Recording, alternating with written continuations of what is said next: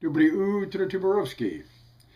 The downing of the Malaysian Airlines flight over East Ukraine is ripping the lid off that can of worms known as the new Cold War. There should be no doubt we are in a new Cold War with Russia, and it's evolving in the same blindly partisan, acrimonious way as the last one. We were assured by the gurus of the West that such could no longer happen at the end of history. I hope you, tuberistas, were not among those who bought into these swindling swamis. Of course, with a tube moniker like Azov, I'll naturally have to put in my 2 kopecki worth of words on Ukraine, or the Ukraine, for those of you who also use the Argentine, the Lebanon, or the Netherlands.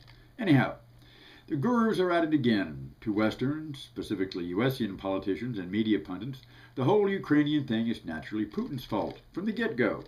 He's encouraging and arming the separatists of eastern Ukraine with the goal of recreating the Soviet Union, dismantling the European Union, and stymieing NATO.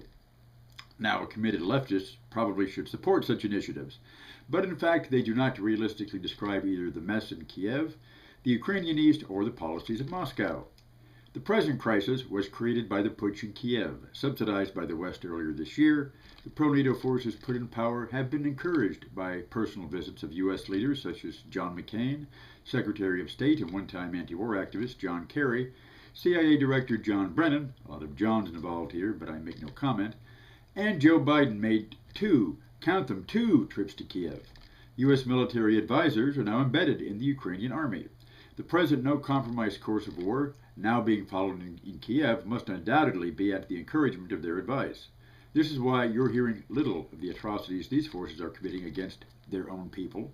The righteous trope we've been hearing for years regarding Iraq, Syria, or Libya, let me gag right there for a bit, count for naught when pro-Western regimes take this recourse, as the ghosts of Central America attest.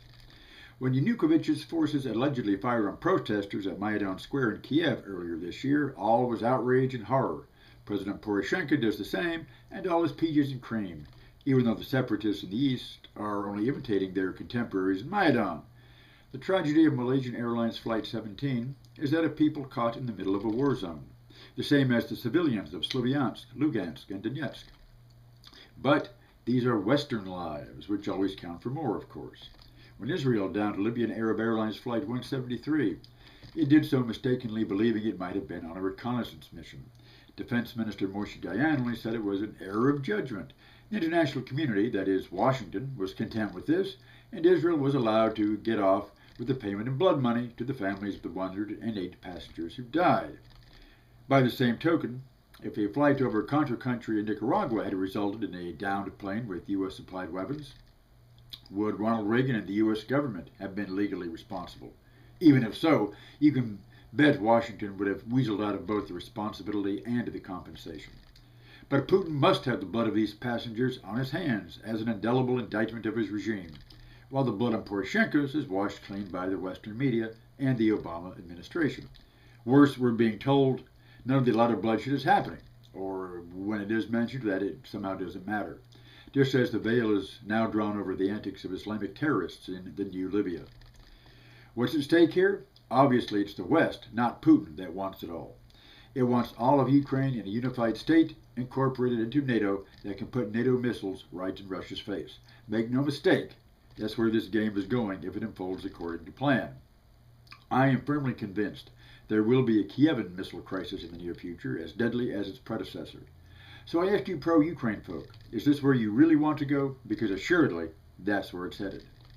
Ukraine is also to be integrated into the EU as an eastern colonial market zone where oligarchs like Candyman Poroshenko can make further millions on export of his commodities, and Western investors have another maquiladora employment base. And wherever the EU goes, like the Marshall Plan before it, NATO must necessarily follow to protect the investment flow. To do this, they are not above aligning with the most fascist, scrofulous political forces in Ukraine. The right sector and Svoboda groups may be minorities in membership, but they've been given positions in Kiev's military, security, and judicial departments. Their militants control local towns throughout Ukraine and are just as autonomous of Kiev as Sloviansk, Donetsk, and Lugansk tried to be. More ominously, their xenophobia is the dominant discourse of West Ukraine and is being echoed by Poroshenko as war mentality grips the country.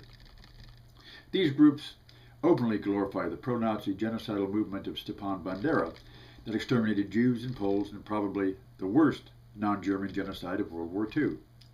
All that's left of these groups now in West Ukraine are rotting synagogues and old store buildings with faded Polish lettering on crumbling facades. Ethnic Russians in East Ukraine know this history, if you don't, and when Kiev rescinded language equality a couple of months ago, it revived these ugly memories. In fact, the US-backed Prime Minister in Kiev, Arseniy Yatsenyuk, Yats as Victoria Nuland rather contemptuously referred to him in her taped coup-plotting conversation like a pet terrier, has referred to the Eastern separatists as subhumans.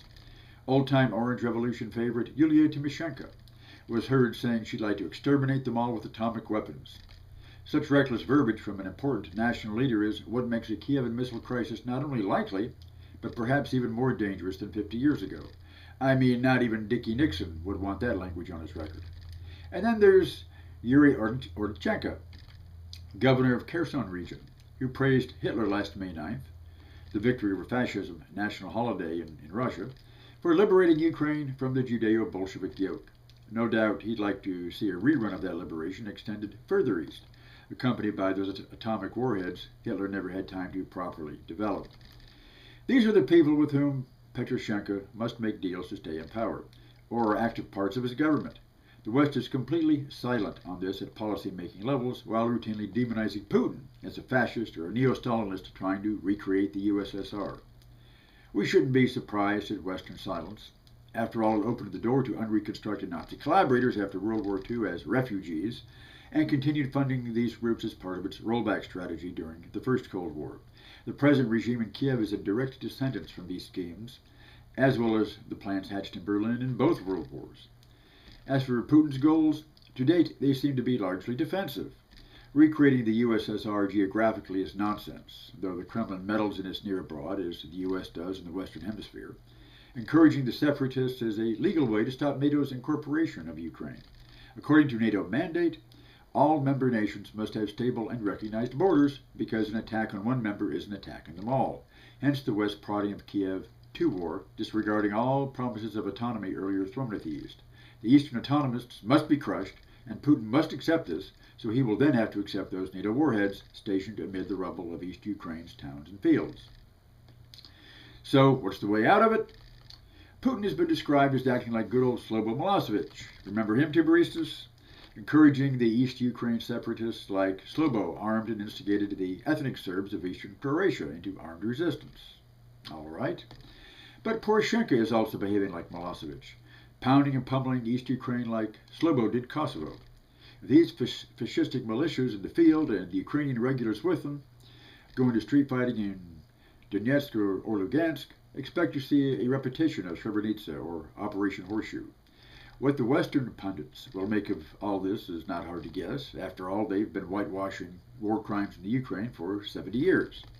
So, if this is like Yugoslavia, maybe a Yugoslav solution is in order, namely separation. Though the West had as much to do with breaking up Yugoslavia as Slobo, once the blood started flowing, there seemed to be little other option but separating the combatants to save what was left.